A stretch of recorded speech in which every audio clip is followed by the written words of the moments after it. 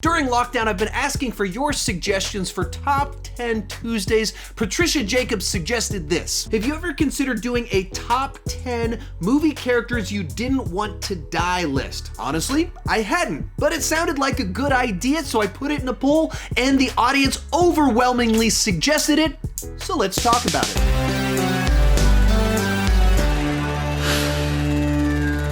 Hi, my name is Sean, and I started this channel because I was driving everyone around me crazy talking about movies way too much. If you can relate, you're probably in the right place. Consider clicking that subscribe button.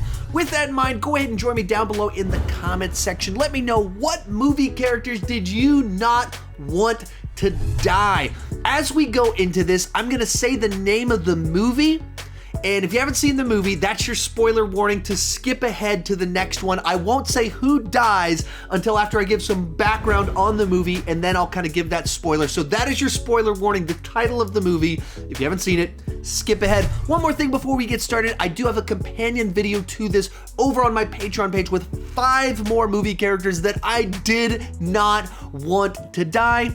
And let's get started. Kicking things off is a death from Transformers the movie. So the Transformers movie I grew up watching as a kid of the 80s wasn't directed by Michael Bay, but it was an animated film and a continuation of the animated series that I also happened to grow up watching. Very early on in that movie, Optimus Prime dies. Of all the characters to kill off in a Transformers movie, they kill off Optimus Prime in the first half of the film. Apparently, they wanted to kill off the entire generation of Transformers so they could introduce a whole new generation of toys. I mean, characters for children to buy at the store. And so because of that, we got to kill off Optimus Prime in the process. And I was immediately traumatized as a fan of the Transformers. Apparently, this was so poorly received by parents and children that they had to rewrite a G.I. Joe movie that they were making at the last minute to not kill off Duke. Apparently they meant to kill off Duke. In the movie, if you're watching it, it seems like he dies. And then in the last couple seconds of the movie, you hear voiceover in the background go, "Duke's gonna be okay," because they didn't want to get the same backlash that Transformers got. Rightfully so, for killing off Optimus Prime. Our next death comes from I Am Legend, the Will Smith vehicle from a little bit over 10 years ago, a zombie apocalypse film where he is living by himself and trying to survive. It's based off a book of the same name, and that book had been previously translated into the film Omega Man starring Charlton Heston. And this movie has a death that really turned it into a movie I never wanted to rewatch. I actually really enjoyed it. A lot of people didn't like the ending and a bunch of other stuff. None of those things bothered me. It was this death in the middle of it of Sam, his companion, his dog, the character that's on the poster with him, that while in the process of saving him gets bitten. He tries to save the dog. He can't, and so he has to choke out his dog, his only friend, the only person with him. I just can't do that. Dead dog, I can't do it. As much as I enjoyed the movie, as much as I love Will Smith films, you can't kill the dog. You just can't do it. And so I know you have to have stakes. You got to do something that rips out our hearts. You ripped my heart out a little bit too intensely, and I wish you hadn't done that. Number 8 comes from Scream 2. The Scream franchise was the horror films of my time in high school. They were kind of a deconstruction of the slasher genre, but they were slasher films still at the same time. They had a wicked sense of humor that was very meta. It commented on the genre itself, and a lot of that came from the Randy character who knew all about movies and cinema, and so he was picking up on all of the horror cliches that were happening in the experience that they were having in the film. And then in the second film, poor Randy gets killed off. And of all the kids, we had to kill somebody off. They had to escalate things. You had to lose someone you cared about. But of all the characters to kill off, you killed off the one that was the voice of the audience with our knowledge of the genre. And he was so much fun. He was so kind. He was so lighthearted. He was such a great spice on top of these films. Of all the characters to kill off, why did it have to be Randy? Next up comes from The Never-Ending Story, the fantasy film about Bastion reading a book that kind of comes to life that follows Atreyu on an adventure with his horse Artax, which leads us to a section in the middle of the film where they get caught in a swamp, and we slowly watch Artax, his trusted steed, sink into mud and die, which is brutal. Once again, an animal dying in a movie is not something that tends to go well with me, especially when it's the trusted companion of our lead character on their adventure.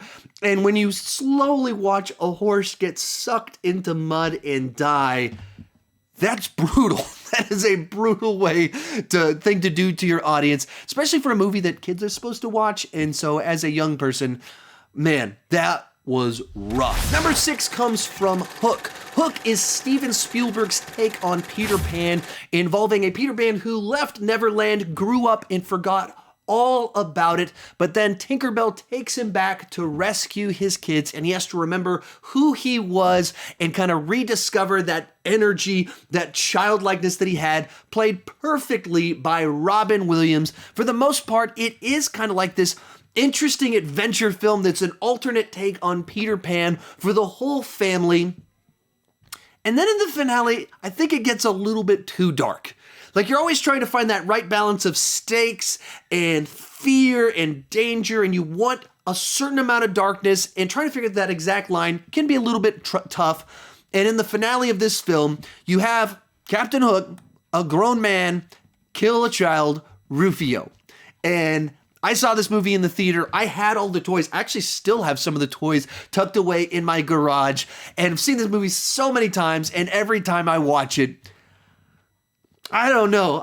It just feels like a little bit too much to have a grown man stab and kill a child in a film like this. And it just pushes it just enough over that line where when you can tease the fact that Captain Hook is trying to kill children, but when you watch him do it, it just takes it to that extra level. It doesn't feel quite right in the movie that you're watching, and I don't think that they needed to go that far. Our 5th death comes from Honey, I Shrunk the Kids. This is a movie I actually rewatched with my family just about a week ago, and actually the day that I'm filming this posted a ranking of the trilogy of the Honey, I Shrunk the Kids films, and in general, they're just light-hearted fun for the whole family. The first one being about a group of kids accidentally shrunk and swept and put it in the trash, thrown in the backyard, and they have to make their way through the yard back to their house to get back to normal size. And it's just a solid family adventure with a great score from James Horner and nice direction from Joe Johnston. And along the way,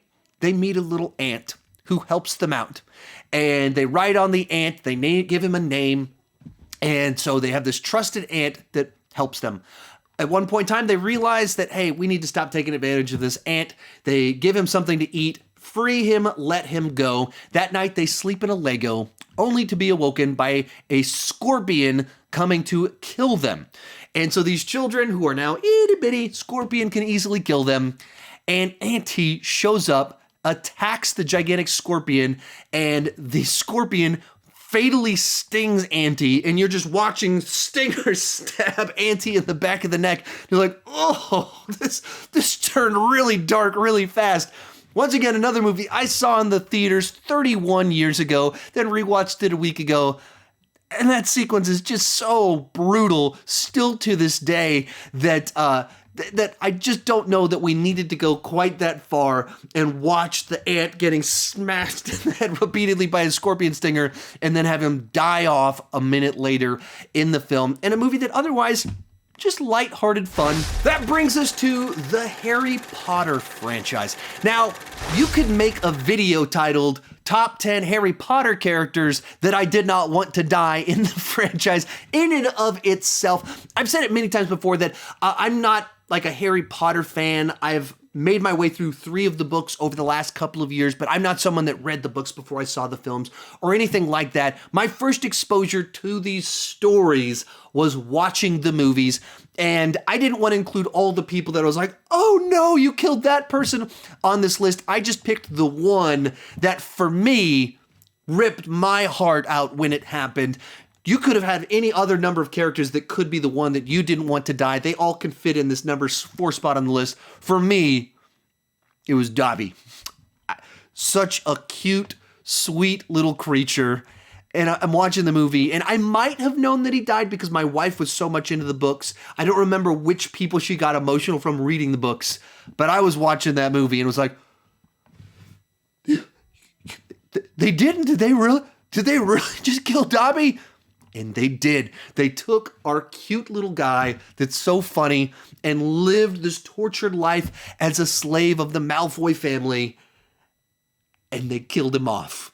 And I can't get over that one. That was too brutal on my sensitive little heart. That anytime they're a creature, they're an animal, they're cute, that's not the one that I want to see die. That's where some of the other people whether it's Snape or Severus, or excuse me, Snape is Severus, or Sirius, oh, gotcha, but they're grown-ups. They joined these adventures, but little Dobby, just such a cute little guy that you don't want to see that happen to him.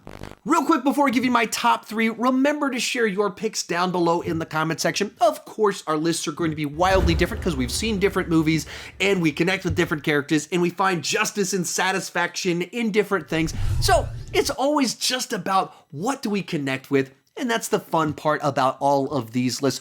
Also remember, I do have a companion video to this over on my Patreon page. The link for that is down below in the description with 5 more movie characters that I did not want to see die the way that they did. If you've enjoyed this video, you'll probably enjoy that one too. In 3rd place is from Joss Whedon's Serenity, the movie that's a continuation of the TV show Firefly. Now, I loved the TV show Firefly, was so excited that we were able to get a continuation of it in a feature film form that kind of closed out the story. Didn't do as well at the box office as any of us wanted it to, but it was nice that that is something that was able to exist.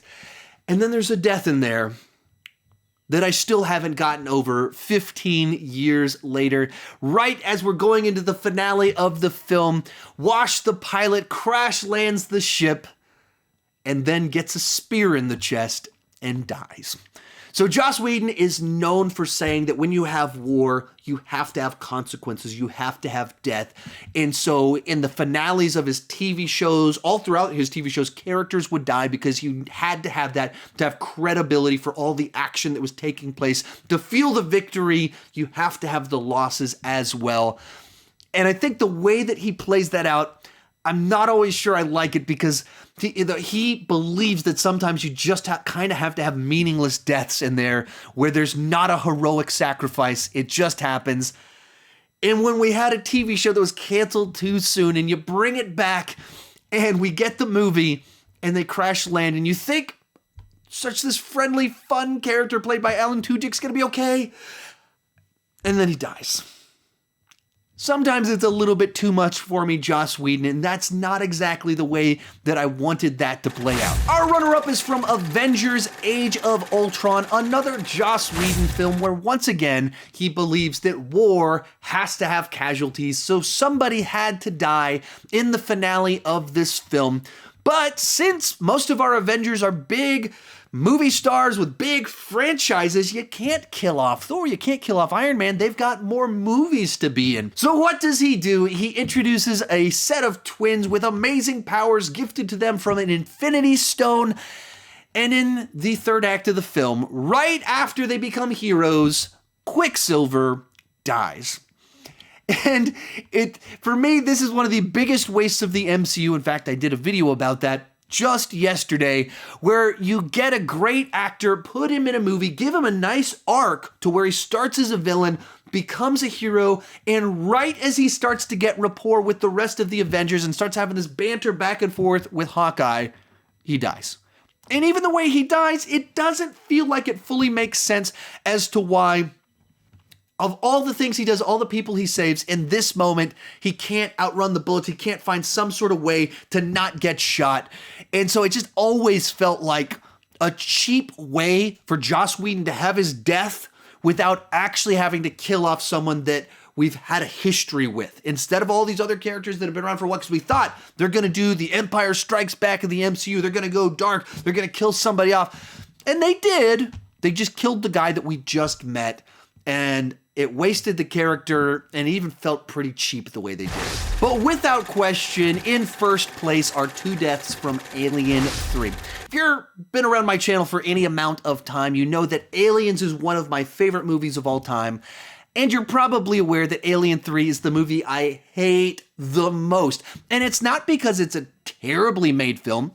I don't think it's great, but it certainly has its merits. It's directed by David Fincher. But it does, for me, one of the ultimate movie sins, and it does it right out of the gate. It kills off Newt and Hicks between the 2 movies. In which case, the victory of a superior film, Aliens, is undermined by an inferior film, Alien 3. And that makes the movie Aliens worse so that we can have this bad movie in its place.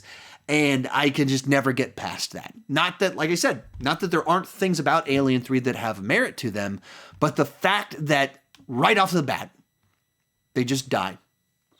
I hate that. I hate that so very much. And essentially the entire plot of Aliens is about Ripley trying to get off this planet and save this little girl, discovering her maternal side, and she succeeds at it. They go to sleep, and while they're sleeping, surprise, a xenomorph got on the ship, and they just die by the opening credits of Alien 3. I just cannot believe that that's what they chose to do. And it is just so distasteful for me. I just can't get over that. I just can't do it. So without question, there was no debate. As soon as I started making this video, I knew instantly what was going to be at number 1. Many of you that follow my channel, you knew instantly what was going to be at number 1. When I asked my wife as I was doing research for this video, she knew what was going to be number 1.